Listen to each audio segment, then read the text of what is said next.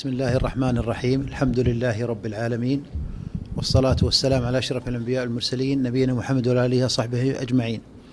أيها الأحبة، حقيقة أنا سعدت بحضوري معكم هذا اليوم، وما أحضرني معكم هذه الليلة إلا محبتي لكم في الله عز وجل. أنتم أخوة وأحباب لنا في الله عز وجل، وهذا الرابط أقوى من أي رابط في الحياة. أنت أخوك المسلم أقرب لك من أخ بعيد أو أخ لا يكون في نفس الدين. حقيقة أنا يعني في هذا العجالة الشيخ منصور جزاه الله خير يعني حاول يدخلني معكم في البرنامج، لكن نسأل الله عز وجل أن يوفقنا جميعا لما يحب ويرضى. تترجم ولا أتكلم إنجليزي ولا أخليها يفهمون عربي كويس؟ أيها الأحبة، أنا حقيقة أحببت أني أبلغكم أول شيء مثل ما أخبرتكم أن نحبكم في الله عز وجل. ثاني حاجة مهم جدا جدا نحتسب نيتنا في هذه الدروس وفي هذه المحاضرات وفي هذه النوايا التي اختلطت علينا كثيرا في هذا الوقت. الشيء الآخر، أنا أريد أن أنبه على جزء لعلنا يتكلمون عنه المشايخ في هذا الوقت، وهو قضية الحكمة. وما هي الحكمة؟ الحكمة هي وضع الشيء في مكانه. فنحن الآن نمر في عواصف ومشاكل كثيرة للمسلمين.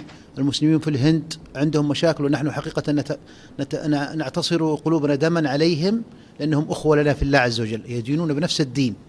هم في الهند ونحن هنا في الرياض، لكننا أيضا نحبهم في الله عز وجل، ونغار ونخاف ونجزع لجزعهم ونحزن لحزنهم وكأنهم قتلوا جزءا مننا، لأنهم هذول إخواننا في الله عز وجل.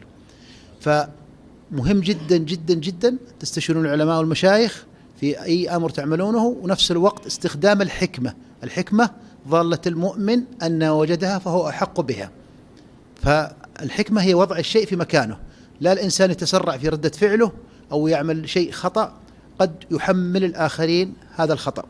فضروري جدا جدا أنا أوصي نفسي أولا، وأوصي إخوتي ومحبتي في الله عز وجل من جميع الجنسيات وجميع اللغات، أن يستخدموا أو يستفيدوا من العلماء، وأيضا يستخدموا الحكمة في أي عمل نقوم فيه. فالحكمة ضالة المؤمن أن وجده فهو حق بها.